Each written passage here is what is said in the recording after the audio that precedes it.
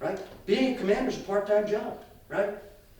Well, it's not a part-time job, it's a full-time job, but it's only for 2 years. You're only there for 2 years. You have a term limit, right? You have a command limit, you're out, right? So you've got to do right by that unit for 2 years because the rest of the people stay, right? So you have to be a positive influence there. You have to bring people together that are from all over the United States and the world, by the way. Different religions, different backgrounds, right? Different ethnicities. Everything is right there in front of you, right? And so in order to be effective in that environment, you have to understand how to bring people together. And that's what's missing. And I'll get into it here in a second, right? But I wanted to clarify that for you. Because I don't intend on going to Washington, D.C. and trying to order everybody around. I can't do it. I won't be effective, right? What I want to go to Washington, D.C. to do, and what I need your help doing it, is to represent you in the same way I represented the men and women in my organizations, right? It wasn't about me. It was about them. And it will be about you in a way that you've never seen before, right? Because that's not what politicians do. It's politics for power, not politics for service. And that's the business I'm in, service. And I've always been in that business, and I've always put people first. And we eat last in the military as an officer. You don't eat first, you eat last. And there were times out in the field when I'd go through the chow hall and there wasn't any food left. Or there was just a little bit left. Right? And you know when you're effective as a leader is when your guys see that you didn't get any chow and they come over and they give you chow off their plate. Right? You don't ask them for their chow. I didn't take it when they offered it, but bottom line is, that's the difference. Leadership. Leadership with an understanding and a focus on the people that you're there to represent. And that's not what we got. So, live for your guy, my little flag. I whipped it right over here. I am on a job interview. And I need to gain your trust. And I'm going to do it through moral courage. Right? I am going to do it through moral courage. Because I'm going to stand up for what is right. For what is right. Not what's easy. I'm not a transactional leader. I'm a transformational leader. A transactional leader is someone who does quid pro quo. What's in it for me? What's in it for you? How can we help each other out? How am I going to make my life better? How am I going to make your life better? And that's all they're in it for. They take care of themselves. A transformational leader believes in the organization, believes in the people, puts the people first, puts themselves last. Right? Washington, Lincoln, Eisenhower, Reagan, examples of transformational leaders that believed in unity above all. Unity of our country at the beginning, unity of our country during the Civil War, unity of our country after World War II, and unity of our country after Vietnam and after all those things that tore our country apart for a variety of reasons. Right? And that's what Reagan stood for. And that's what we need to stand for now. And we've been tearing ourselves apart ever since. And we've got to stop that. And you stop it by voting for different people. Right? In my mind, in this country, there's only 1%. Right? We talk about the 1%ers, and those are the rich people up here, right? And then there's everybody else rowing hard, right?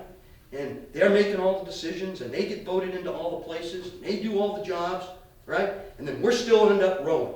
We've been rowing hard, right? My 1% are the 1% of the people that serve our country, right? The 1%, less than 1% of our armed forces comes from our society. They're the true 1%ers for me, right? And the other 99%, they're there to help. They're there to come together, make it stronger, right? And help our families, and help our service members, and help us be stronger as a country, right? As a senator, I'm going to go down there, and I am going to be the representative of New Hampshire, right? for me, but for you. And I promise you, because I'm going to gain your trust, and that takes time, and I have moral courage because I've demonstrated it 33 years in the military by sticking up for my men and women in my charge and doing the right thing by them, okay? So, we have a problem in Washington, D.C., and it's ineffective leadership. We are gridlocked, we are ideologically opposed, they're up against the ropes. No fighter ever wins a fight with their back to the ropes. Nobody. You got to come to the middle of the ring, and you got to talk, and you got to work through issues. Disagreements and differences of opinion now are ruling us, and we're starting to compromise our principles, and that has to stop. It has to stop now. And it's got to stop with people that are willing to go down there and say, enough is enough. Enough is enough. We got to come together, right? Ineffective leadership, gridlock, pointing of fingers, blaming each other. Just look at the last 2 days of Democratic debates. My goodness gracious, right? Unbelievable, right? Unbelievable. It's a terrible example of coming together. They can't even agree with each other, right? I get it. But that's a process of putting yourself first and the country second.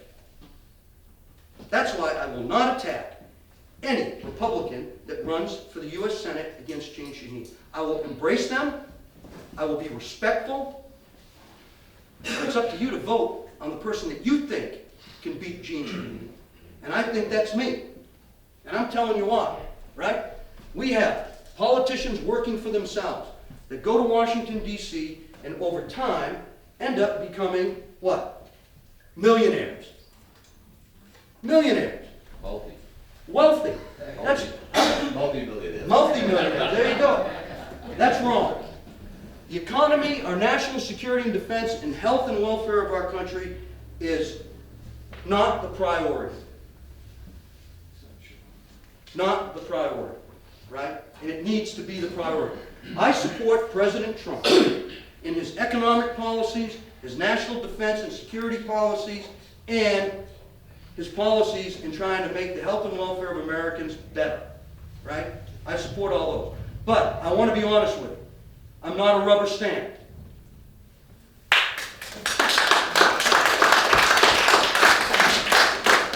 I represent New Hampshire, and anything that comes out of Washington, D.C., that is not right for New Hampshire, I will sound off.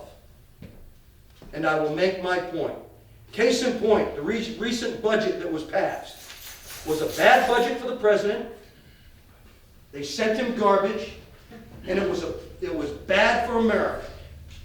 Yet, they did it because it was politically feasible. It was politically an easy thing to do. It's going to get them through the election at your expense. The spending in that is ridiculous. We have a huge spending problem. We got to stop it. We got to start running our country like we respect the money that you give us. And we're not doing that. We are not doing that. We're spending, throwing money and people at things and not getting a return on our investment. And that's what we need to do. A better return on our investment. Your money. It's your money that's being thrown around and wasted.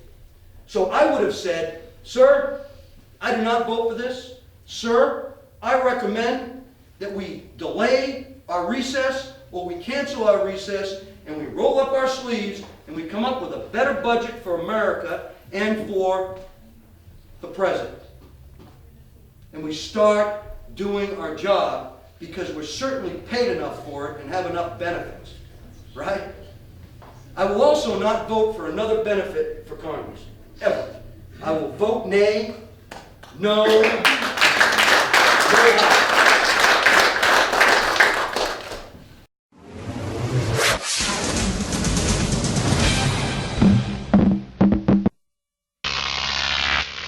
Crop TV.